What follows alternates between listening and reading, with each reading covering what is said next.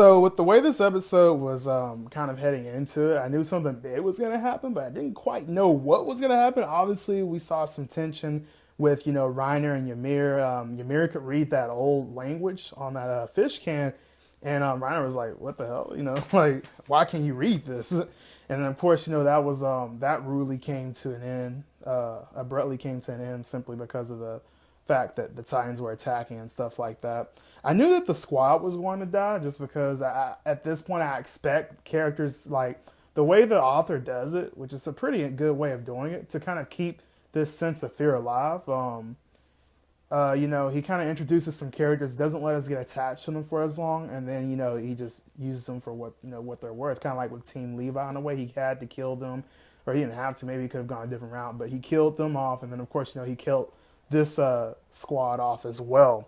It's pretty interesting. I found it interesting how all the guy wanted to do was take a drink in the end, and literally he opens up the bottle and he's like, "Yeah, I'm fine now," and then all of a sudden he's in for a rude awakening because all the liquor is gone. He's just mad. You can even see it if you've seen the episode. He's getting mad, and then of course he dies, and it's just unfortunate. And again, we have the Beast Titan still there. Now the Beast Titan has really intrigued me. I really want to know what this Titan is all about. I really want to know who's in there because so far he's brought something to the table that's really interesting, in that he's using a lot of strategy. He's not really aware of what or who's really inside the walls to a certain degree. He's not really aware of what they're capable of. But the thing is that he's approaching this whole entire scheme with strategy. As we saw in this episode when he started throwing the rocks and stuff, and literally a rock killed two of them right there, killed two of those squad members.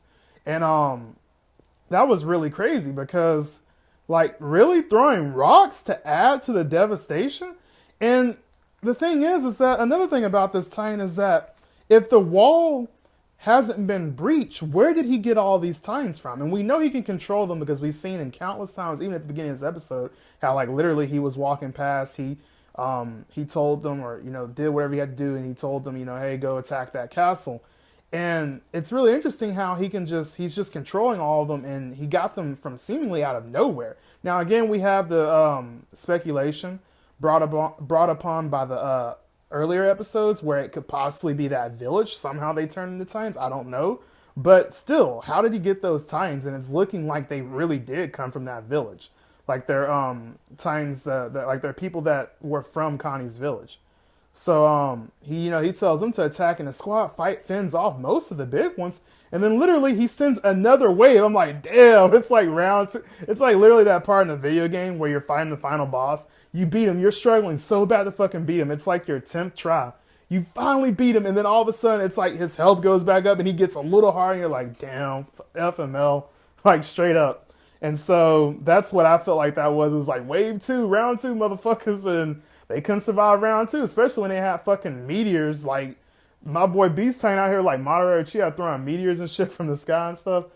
And that ended their life shortly. And it was pretty interesting how Reiner, the scene with Reiner was very interesting to me because we didn't really get a lot. We don't really know too much about Reiner and Bertolt. We know they come from I believe it was told that they came from a village outside the walls. I'm not sure, something like not outside the walls, but I'm not really sure what the deal is with Reiner and Bertolt. I can't quite remember, but it was interesting how we learn about in Reiner's past how literally he almost died to a Titan, but his friend pushed him out of the way, and his friend sacrificed himself for his friend. And so when Reiner got bit by that Titan, you could kind of tell he was kind of like, dang, I might bite the dust.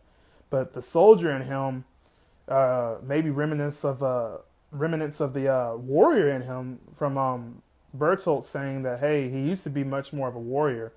And, he remembered that, and he's like, no, I'm not going to give up. And he literally picks that Titan up, and then they just, with the help of Connie and all them, they just toss it out of the window.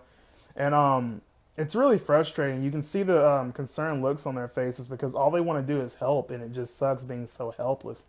And so at the end, the Beast Titan using his strategy and throwing the rocks and killing the squad and making it to where the castle's literally about to crumble with the next wave of Titans. Literally, I'm like, what the hell are they gonna do? Then Ymir goes like crazy. She's like, you still got that knife, Connie? Connie's like, yeah, sure. And Ymir's just thinking like, all right, I'm gonna fight with this. And Connie's like, what the hell? Everyone's just like, what? You can't kill. Like, there's no way you're gonna kill a Titan with that knife. And I was like, yeah, there's no way, Ymir, because remember in the previous episode with Sasha using that axe and just wailing away at it, that didn't even penetrate it. So the fucking axe didn't do it. No, that knife will absolutely not help in that situation.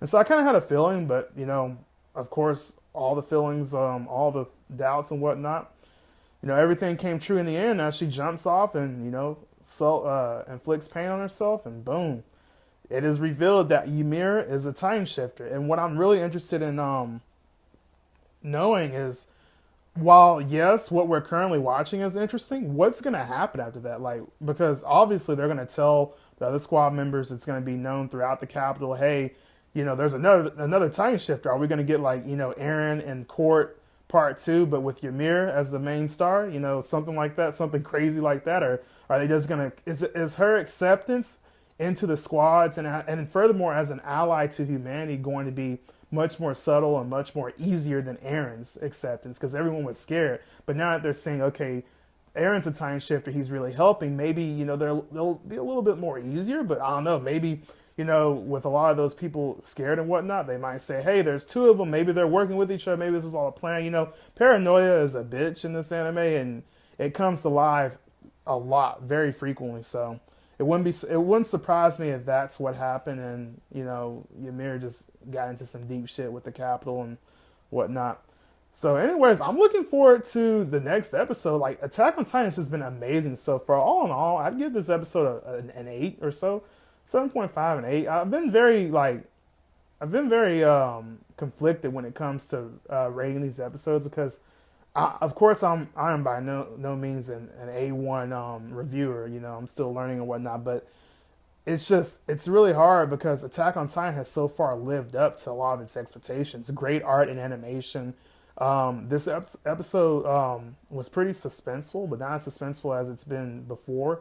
And there wasn't as much action. There was action, but it was more or less, it felt more like a character development kind of episode, I guess, if that makes sense to you guys. And so it wasn't like they half-assed the episode, like there was poor art and animation. No, it was still good art and animation. I like the way they handled some of the scenes and stuff like that, and all in all, it was really good. I'd give it an 8. Honestly, it was a pretty good episode, and I can't wait for next week's episode. All right, guys, this is Mysterious Man Toby signing off, and remember to subscribe for more content like this, and remember to also check out my other content on my other channel, and of course, suggest something you'd like to see and whatnot, and let's see what happens. Thank you guys for watching. Again, Mysterious Man Toby signing off.